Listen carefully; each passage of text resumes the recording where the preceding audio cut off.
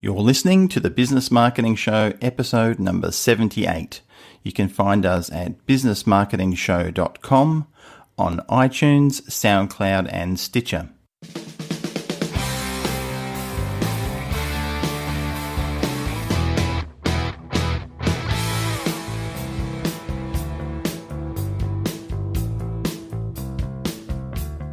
Hello and welcome to the Business Marketing Show. I'm your host, Ed Keay-Smith, and my co-host, Brendan Tully, is on the line as well. And we are back for the first episode of 2018. How are you, Brendan? I'm well, Ed. How are you? Fantastic, thank you. Hard to believe it's 2018. 2017 disappeared into a black hole. I think that's a fairly common feeling with a lot of people I talk to. So we're back at it again. Did you have a good break over Christmas and New Year's? I did. I'd prefer to still be on holidays than at the beach right now, but, there's work to be done. Look, I was so keen to get back and just get stuck into it and make my clients lots of money. So, I didn't want to have a break at all. Kidding, of course. I did have a good break. I hear you never take holidays. You just work 7 days a week. 7 days a week, 24. I am a machine, absolute machine. So, yes, I did take time off, of course, which was lovely. And, just spent a relaxing time. Didn't actually go anywhere this year, which was, it's always quiet in Perth. Everyone else goes away. Well, not everyone, obviously, but, a lot of people go away somewhere down south to Margaret River or overseas or somewhere, but it was very nice.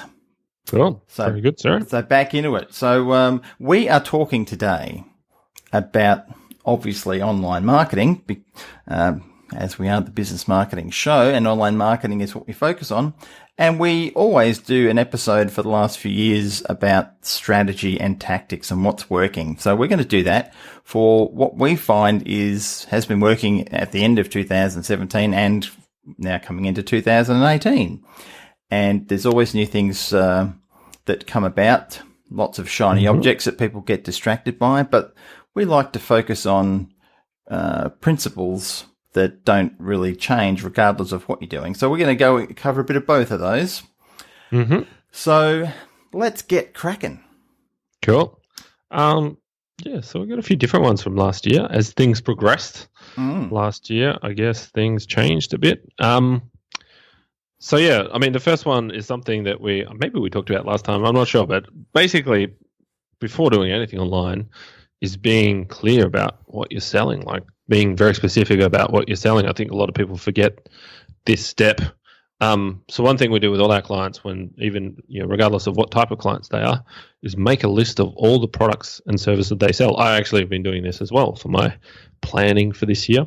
And there's something about it, just sitting down with a pen and paper and just listing out all the things you sell and being clear about them. It just is just very grounding for a strategy, and then it allows you to build things off it. So we have clients do this, so it takes like 15 minutes, and then the next step of it is making sure that, so you've got, say a dentist has, 10 core services they offer, like teeth whitening, cosmetic dentistry, whatever it is. Yeah. And making sure there is a page of content that matches each one of those products and services. That's like one of the most basic fundamentals of selling stuff online or marketing online. And because nobody really does that, they don't sit down and make that list. That step is often missed. Like we'll have clients who sell all these things and there's only 1 or 2 pages on the website. So it seems really logical though, doesn't it? That's what you would do. And I'm sure this is something we've talked about in the past. People seem to get hung up and they sort of forget that they can create unlimited number of pages on their website. That's the whole purpose of having a website, is to be able to do that. So they seem to want to be sparing. I think maybe sometimes it's to do if they're paying someone, an agency or a web developer, and they charge, $100 every time they want to put up a new page of content. They tend to hold back and not spend the money, which sort of defeats the purpose of a content management system and having a staff member or yourself do it. But the thing is, it makes perfect sense. You have something that matches what the marketplace is looking for and have it clear on a page. So good point. Very simple, but most people don't do it. Yep. The other thing about that is it's useful for your team as well. So if you make that list and also prioritize it. So what you want to sell at the top of the list, that can be very clarifying for the, it's particularly a small business, 5 or 10 staff, and it can be very clarifying for them so they're clear on what the priorities are of the business. And it can spawn all these other conversations about, hey, we want to focus on these products or services. Let's talk about how we're going to promote them more, sell them more, talk to our customers more about them. So I think it's just a good business practice in general to be clear about, what the business sells. Yep. And specifically what the priorities are in terms of, there might be, some businesses like an e-commerce business, there might be 100 products, or a retail store, there might be hundreds or thousands of products, but there'll be a handful, 80-20 rule applies. Absolutely, yep.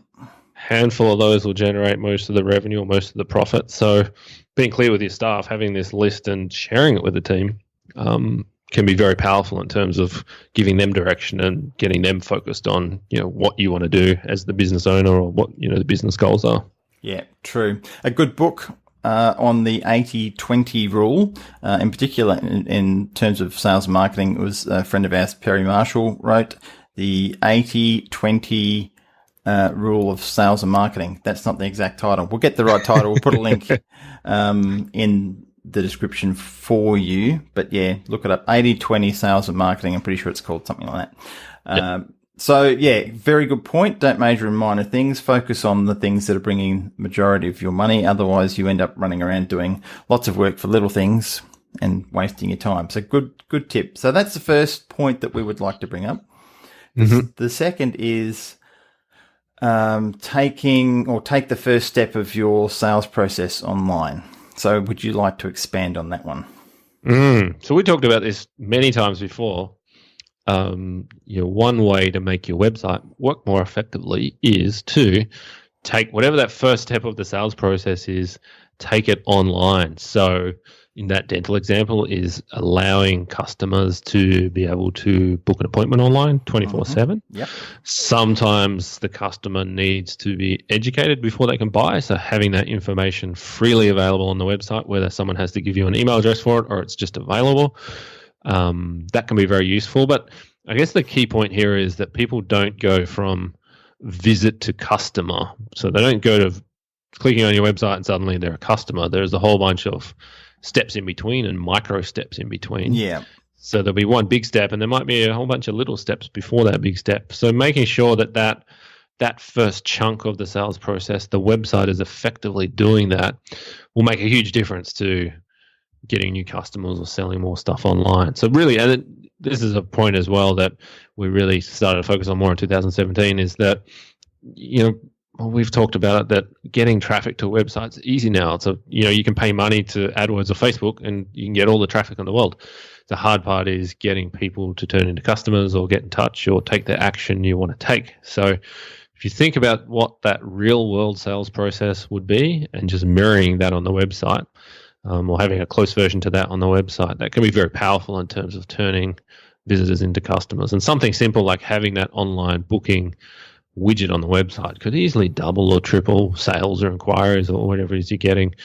And it might not be booking an appointment online. It might simply just be a phone call. So then something as simple as that, people have the phone number on the contact us page. Some people don't have a contact us page. So having a contact us page and also having the phone number in the header, if it's simply a phone call that you want them to make, having the phone number in the header of the website can also make a huge difference. So yeah, absolutely. And things like having a live chat, if you've got the potential to deal with someone as they're on the site, you can convert those customers much more quickly if you can answer their questions and solve their pain points.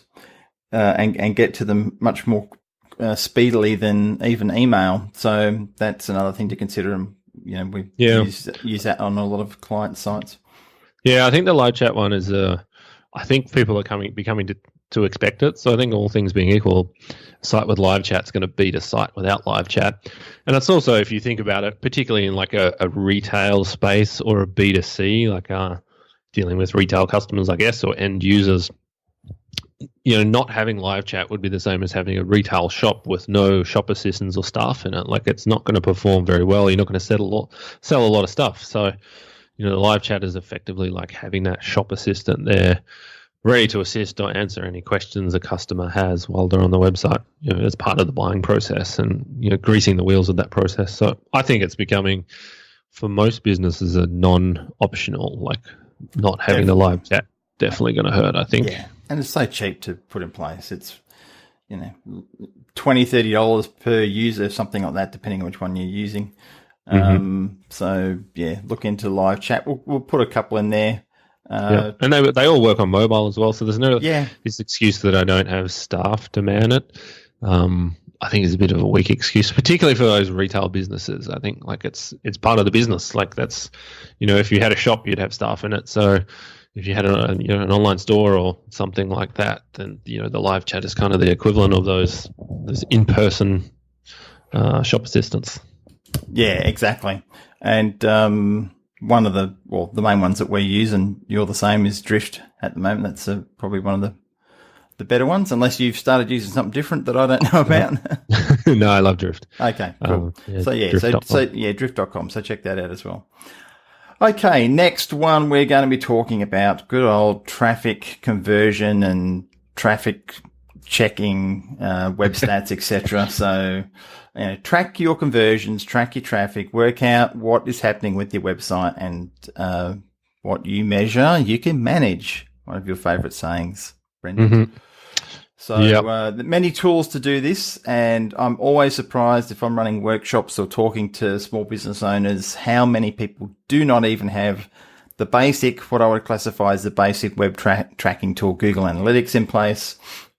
Most of them haven't heard about it, and so they don't have it installed, and it's free to use, and it's a starting point for a lot of businesses to at least understand how much traffic is coming to their website, where it's coming from, how much time people are spending on the site, how quickly they're exiting, what their conversions are in terms of purchase if they've got an e-commerce store, etc. So there's Google Analytics for tracking your traffic and your conversions, and there's lots of other tools out there that you can use for interaction, like Mouseflow or Keay-Smith or different tools like that. So what are your thoughts on those?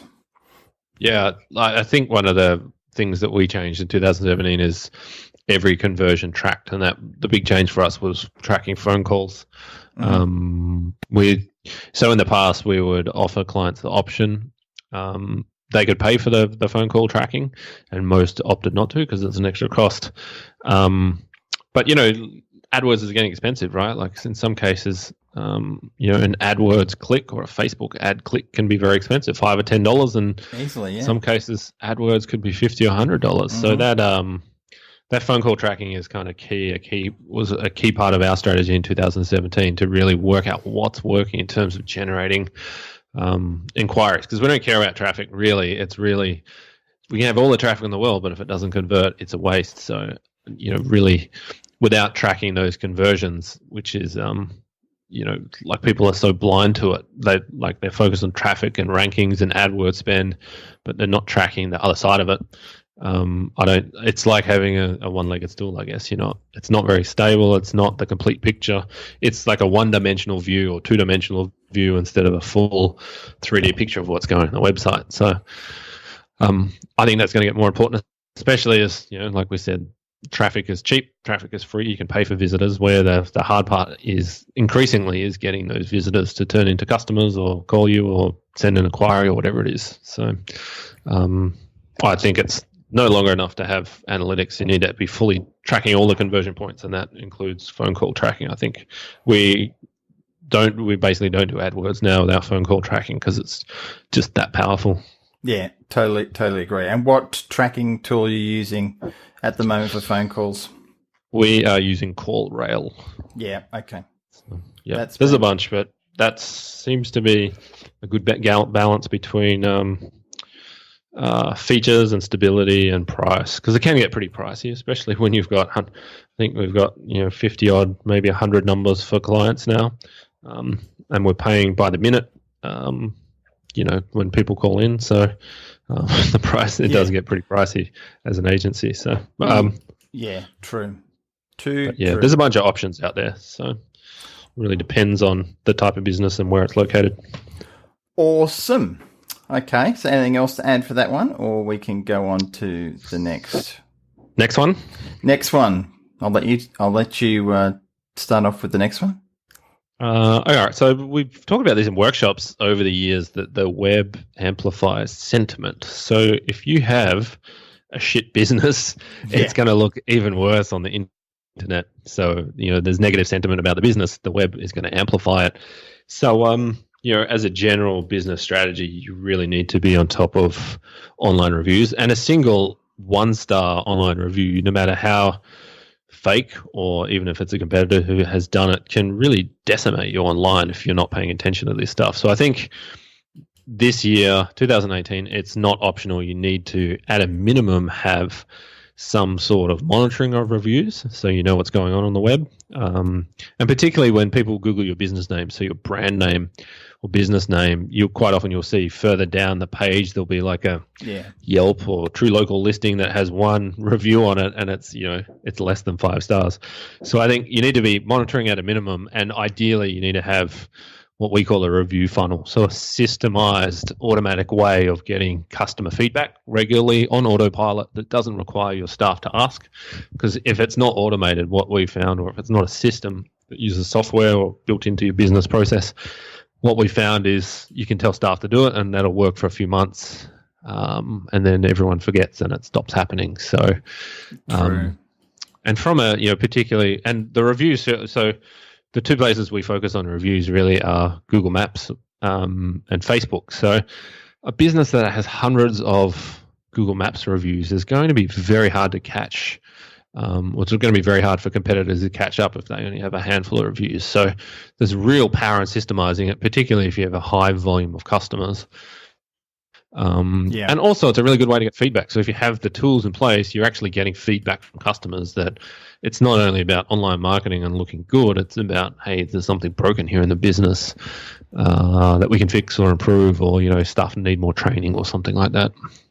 Yes, this is too true. It is one of those, another thing that people have to do. So often we'll have this conversation with clients, and how do you deal with the fact that this is just one of those other things that people should be doing in terms of prioritizing all the things we've been talking about? Where should people start? Because to try and put all this stuff in place at once is a big job. So you're either going to pay someone to do it, or you're going to have to do it yourself or try and get a staff member to do it.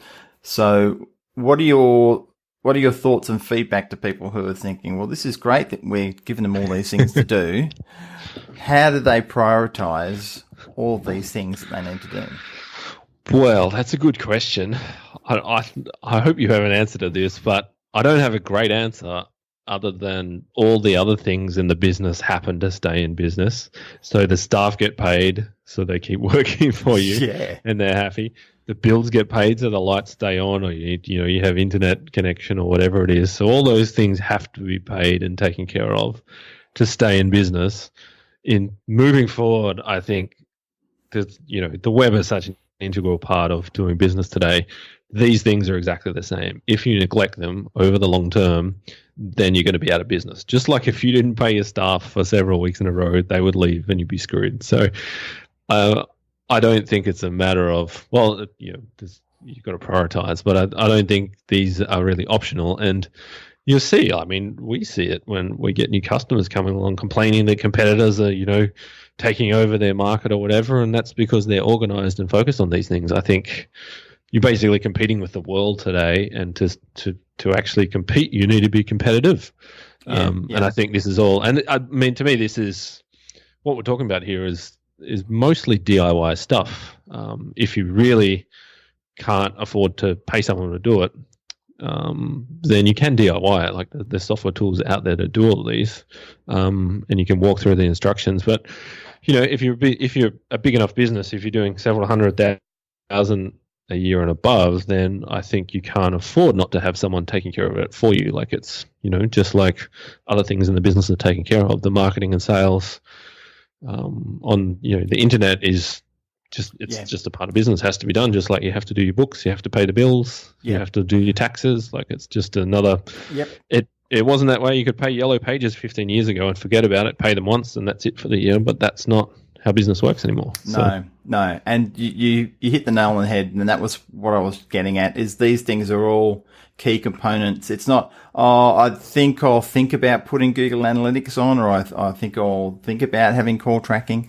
You got to have these things put in place. Otherwise, you're completely wasting your time, because you can't react to anything that's happening in your marketplace, and you can't make those changes that you need to adapt to the marketplace. So you've got to prioritize and work, maybe sitting down and working out which one is the most important, and getting it done as quickly as possible. But you have to implement them. The more you sit on it and think about doing them at some stage, it'll never happen. So try and make 2018 a priority for getting these types of systems and tools in place.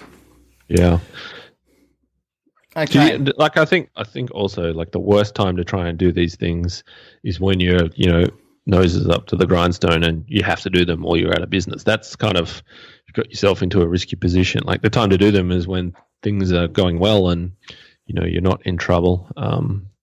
It's just like you have to be selling. Like, nothing happens in the business until you sell something. Yeah. So, but it is no different to doing bookkeeping or paying staff. It's all the same sort of thing. It comes in under that very important category. So, all right, Next one, your favourite topic, and sometimes one of your pet hates when it comes to having this conversation with clients, is fast website hosting.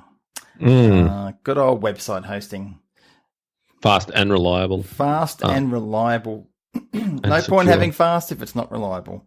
It's true. If it breaks down all the time, then... And no point of being reliable if it's not fast. Yep. Because if it's reliable, but it takes, half an hour to load a page of content, then it doesn't matter how reliable it is, because no one's going to come back. So now website hosting is one of those things. You can get hosting for $2 or $3 a month from places, or you can spend $200 or $300 a month, or $2,000 or $3,000 a month, depending on the size of your business and what's happening. So, what is it that people need to really pay attention to when they're looking at getting hosting? And this is not necessarily just to do with something that's a WordPress-based site. It could be any type of website. What are the core factors that you put in place when you're talking to clients about the hosting? Well, let's break this out. There's 4 parts of the hosting. So domain names, your www.domain.com, your favorite topic. Yep. There's email hosting, where the email is hosted. That's pretty straightforward. The server where the email lives. Mm-hmm. There is DNS hosting, which is like a fundamental technical layer that makes your domain name work. So if you think about it as a pyramid, there's the domain name on the bottom. There's DNS hosting on the next level, level 2, and then on level 3 is the email hosting and the web hosting. So if you think about it, there's 4 separate elements. All 4 need attention. And the thing about hosting is that not many people get is that it is the foundational layer of everything you do online. So your AdWords, your Facebook, your SEO and Google rankings are all tied to the quality of those 4 elements. So just like, the problem with some of these things is, like, the domain name is $10 or $20 a year. So it's, it's so low cost that it's given so little love and attention that often it's neglected. The cost doesn't really reflect the value that it holds. So true. As part of it's kind of like digital capital in a way. It's part of the value the business has, that you're still only paying $10 or $20 a month for a year for it. But if your website is generating millions of dollars of business, then all that revenue is tied to that domain name that's costing you $10 or $20 a year. Yeah. So all these things need love. So domain names we've talked about many times that all 4 need attention. So domain name, you need to know where it is. It needs to be paid. Ideally, if you can, pay for it as far in the future as you can, right? Like .com, you can pay 10 years into the future, I think. Yep, correct. Yep. Because it costs nothing. It's whatever. If it's $10 a year, then that's $100 to pay for it for 10 years. But the other 2, so you need reliable email hosting. Email is like mission critical. So most of the time we recommend G Suite or Google Apps for small businesses for email. Now, the other two, the web hosting, fast and reliable. So everybody knows when a website's slow. If you're listening, you get to a website that's slow, you lose patience within a couple of seconds. Like you're like, whatever. You click on something from Facebook and you're like, it's not loading. So you click off or you close it or whatever. So the website hosting needs to be fast. And again, similar to domain names, that this web hosting can be cheap, so it can be a few bucks a month. But that doesn't represent the value or importance that it has to the business. So most people have probably been trained that, web hosting costs $5 a month, but it really doesn't, like quality web hosting.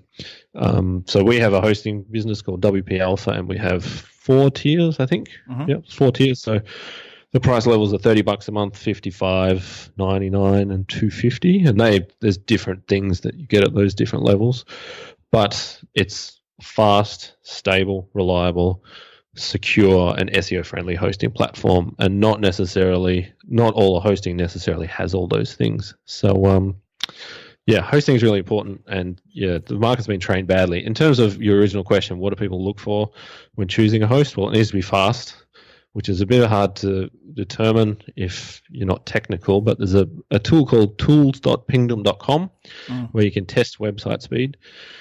And generally, that website speed needs to be under 3 seconds, the load time in your home country. Ideally, now we're aiming for most sites to be under 1 second, but those results need to be interpreted. So just because it says the website loads in a certain number, sometimes there's technical reasons why that number's higher than it actually is in reality. But anyway, so the website needs to be fast and it needs to be backed up. So we've talked about this before. Again, just like if you lose your domain name, you're screwed. If you lose your website, a lot of the time, there's hundreds or even thousands of hours that have gone into a website. So, and some cases like e-commerce, it's a line of business system. So the whole business runs through the website. The orders go in there, the order management happens in there and all that sort of stuff.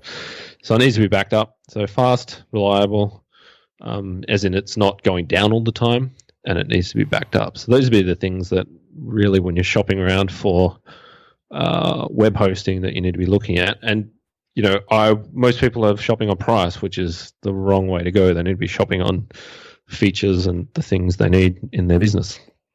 Yes.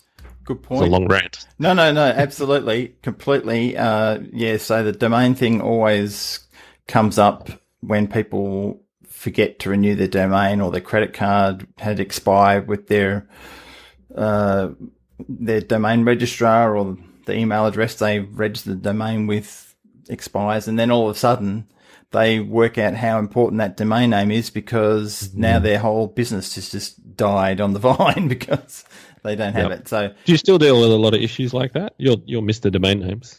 So. Look, not with our clients, because they're sick of us hearing about it, and we make sure that that's covered. But I do occasionally get someone contacting me through my business network who has an issue, and sometimes it's savable. Sometimes they're within that time zone of being able to rescue the domain when it's got a window of expiry, and you can get things sorted. But if it's gone too far and it's dropped back into the pool of domains that are expiring, because a lot of people don't know that there's an aftermarket, and there's a something called drop domain. So when the domain expires, it goes into an availability that pretty much anyone can get it. The only way you'd really be sort of safe is if you've got a trademark name or a registered business name that's not sort of generic in nature. But once that goes, I've seen that happen, where their business is completely and utterly devastated because the domain that they they let go. And they just don't understand the implications of what that does. So that's definitely a big one. But the other thing that you mentioned, which we've definitely gone on about before, is separating your emails from your hosting. And that, I think people need to be really clear about that, because you talked about G Suite, which is Google's email product, but there's also something from Office if they're used to using Office 365. But it just keeps them completely separate. So if your website is down, you still have functionality of your email, which is why you're saying it's mission critical, because if your website's down, one of the good things you would like to be able to do is still be in contact with your customers to advise them of what's happening. Whereas if they're all tied into the same hosting system and email, which is often the case, people just go with the cheapest hosting and email combined package, then it's all down. When one's down, it's all down. Yep. Not fun. Been there, done that. Don't do it again. So good point. So hosting, we'll leave that one and move on to... The domain name thing is interesting as well, right? Like all the domain names are getting bought up. Like it doesn't seem too far-fetched that $10 or $20 a year for a domain name might be thousands in the future, right? What do you think about that?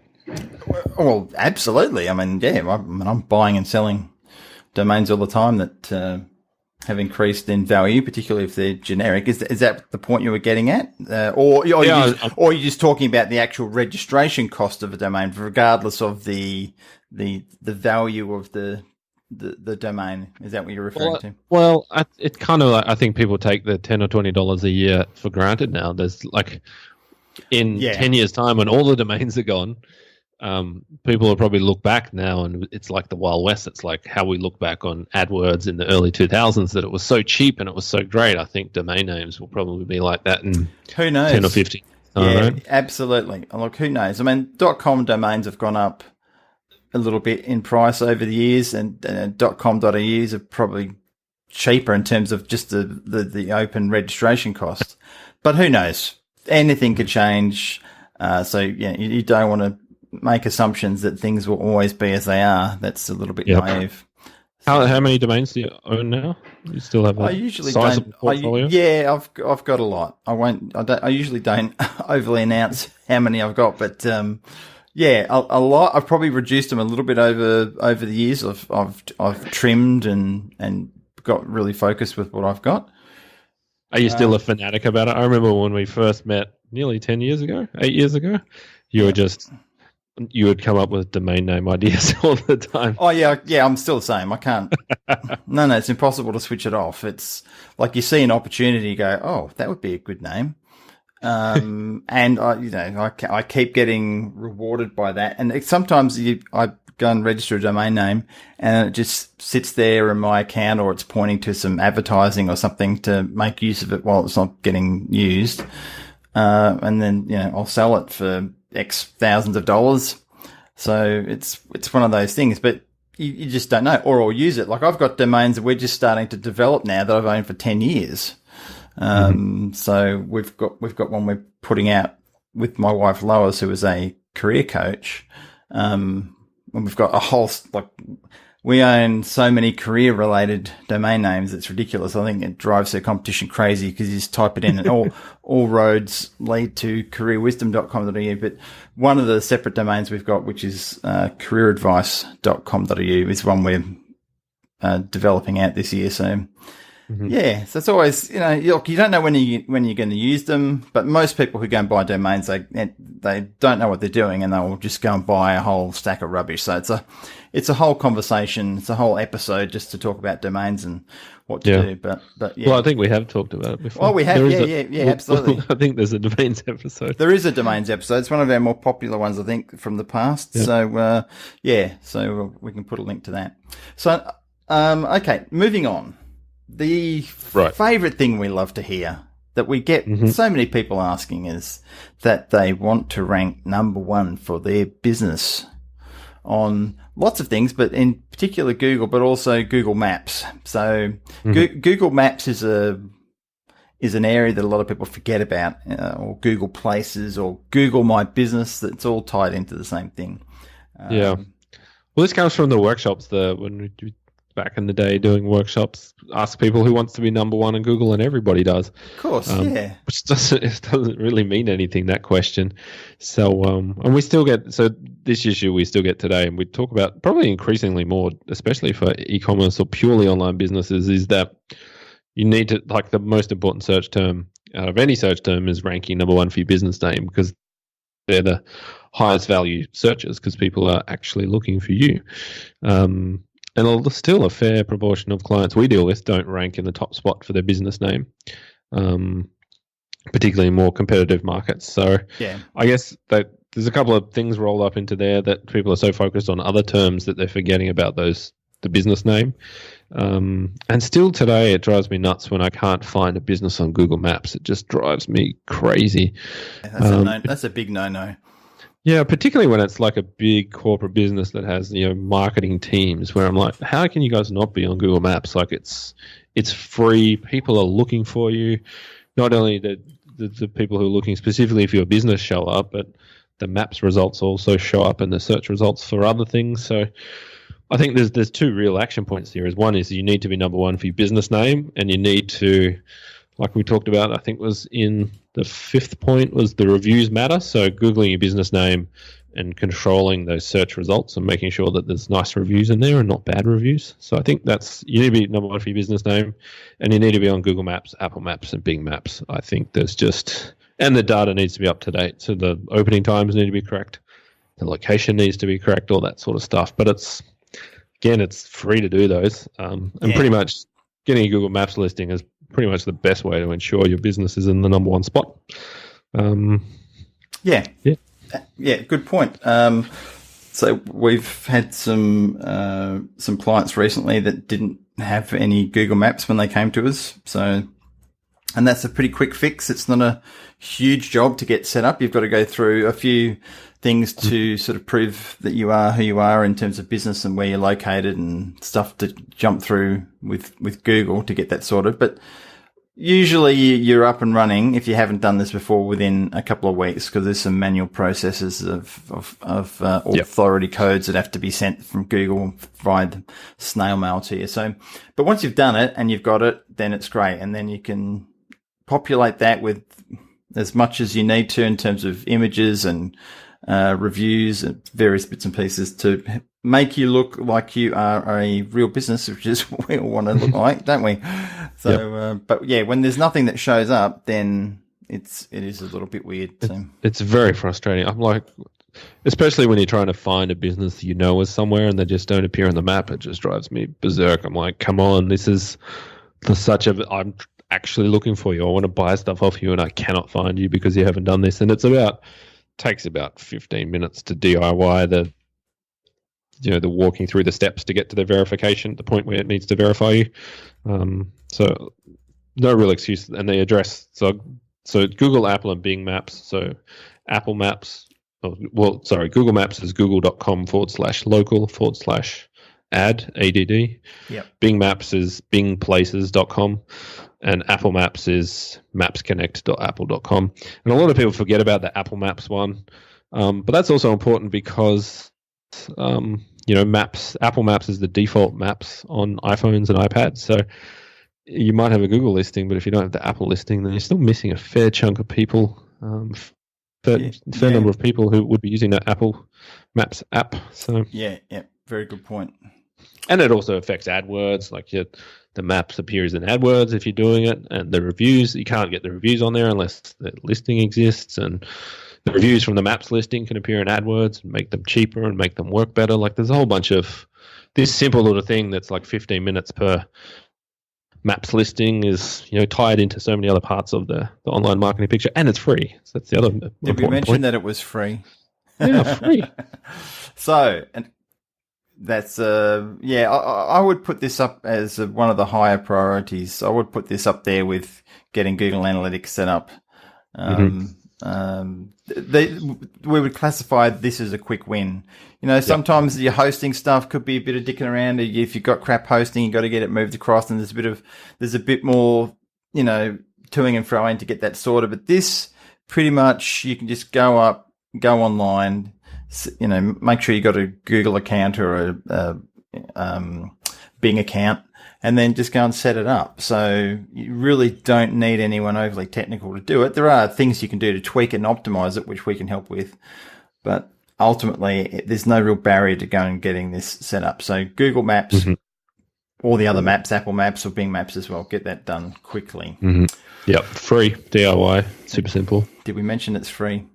Okay.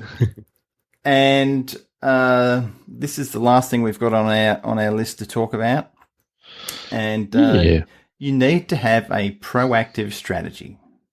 Totally agree. So what is your version of a proactive strategy, Brendan? Well, when we deal with small businesses and when people come to the workshops, we know that from what they say, a lot of business owners are obsessed with looking at competitor websites, looking at Google rankings. So they Google themselves all the time, looking at the rankings and things like that. But it's all a kind of complete waste of time if none of that will actually get you any further along. Like, it won't move you forward. So you need, if you want more Google traffic, or you want to be number one, or whatever it is you want, you basically want the website to generate new customers, then it's not going to happen unless you have a strategy to do that. So, and I think if you're expecting traffic from, or customers from Google, you need to have both an SEO strategy and an AdWords strategy. I don't think you can survive today without using AdWords long term.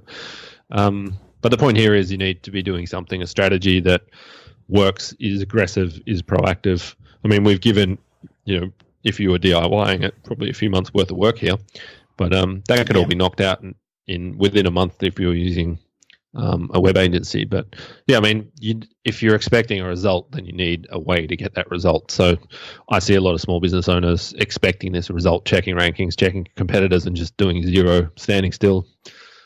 Which is really going backwards. So if you're standing still, the rest of the market, there'll be a handful of competitors that are moving forward. So you're really falling behind. Yeah. There is no such thing. What do you think? There is no such thing as standing still.